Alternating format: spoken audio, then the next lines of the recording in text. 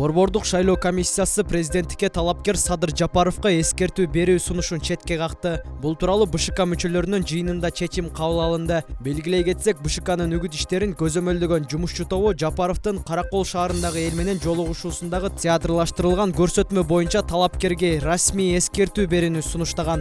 Жыйында Жапаровго эскертүү берүүгө БШКнын 5 мүчөсү макул болуп, калганы каршы добуш бергендиктен сунуш өтпөй калды. Анын ордуна театрлаштырылган көрсөтмөнүн уюштуруучусун тартип бузуу кодексине ылайык жоопко тартуу маселесин карап көрүүнү БШКнын тиешелүү өкүлүнө сунуш кылыш керек деген чечимди колдошту. Буга чейин соц тармактарга жетакенин кийимин кийген актерлор Садыр Жапаровго бата берди делген сүрөт тараган. Эске салсак, Кыргызстандын президенттин жана жогорку кеңештин депутаттарын шайлоо алдындагы үгүт жүргүзүүнүн тартиби жөнүндөгү жобонун 1-беренесинин 10-пункттагы 2-бөлүгүнө ылайык стадиондордо жана калктуу конуштардын көчөлөрүндө концерттерде театрлаштырылган көрсөтүүлөрдө, ошондой эле спорттук иш-чараларды уюштурууга тыюу салынган. Шайлоо алдындагы үгүт жүргүзүү эрежеси бир нече ирет бузулган учурда Борбордук шайлоо комиссиясы талапкердин каттоосун жокко чыгаруу тууралуу чечим кабыл алууга укуктуу.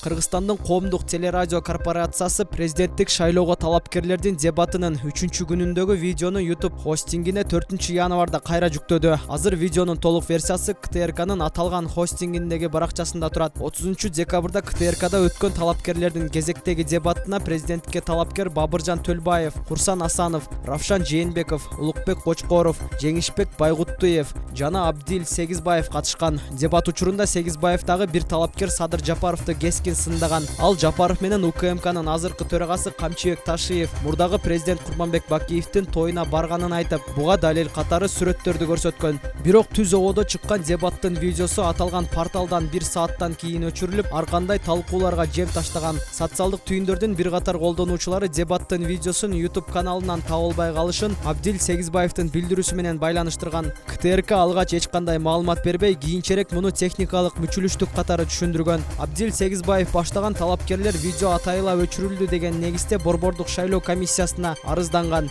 2-январда БШКнын үгүт иштери боюнча жумушчу тобу КТРКнын башкы директоруна 5500 сомдук айыппул салуу, видеону YouTube хостингине кайра жүктөөгө милдеттендирүүнү сунуш кылган. Жогорку сот Салянованын лицензия ишине байланышкан отурумун жылдырды. Аида Салянова адвокаты Рабига Сыдыкованын азаттыкка билдиргени боюнча соттук териштирүү 27-январга жылдырылды. Биз процесс болот деп келгенбиз. Прокурордун даяр эместигинен улам 27-январга жылып кетти, деди адвокат. Жогорку сот бүгүн 6-январда мурдагы юстиция министри, экс башкы прокурор жана мурдагы депутат Аида Салянованын Алексей Елисеевдин адвокаттык лицензиясынын узартылышына байланыштуу ишин кайрадан карамак. Адвокат Рабига Сыдыкованын айтымына караганда, ишти кайра кароого 3 жагдай себеп болгон. Буга чейин Аида Салянованын адвокаттары жаңы жагдайлар боюнча ишти кайрадан кароону өтүнүп, жогорку сотко кайрылышкан. Аида Салянова 2010-жылдын юстиция министринин милдетин аткарып турган мурдагы президенттин уулу Максим Бакиевдин өнөктөшү Алексей Елисеевдин адвокаттык лицензиясын мыйзамсыз узарткан жана бул ишти жетиштүү иликтеген эмес деген негизде айыпталган. 2017-жылы Бишкектин Ленин райондук соту аны 5 жылга эркинен ажыратып, үй мүлкүн конфискациялоо тууралуу чечим чыгарган. Жазаны экс-прокурор кызы 14 жашка толгондон кийин өтөй турган болгон. Соттун бул чечимин кийинки инстанцияларда күчүндө калтырган. 2019-жылдын декабрь айында жогорку сот жаңы кодекстер күчүнө киргенине байланыштуу ишти кайра карап, Салянованын жазасын өзгөрткөн эмес. Аида Салянова өзүнө козголгон кылмыш ишин саясий куугунтук деп эсептейт.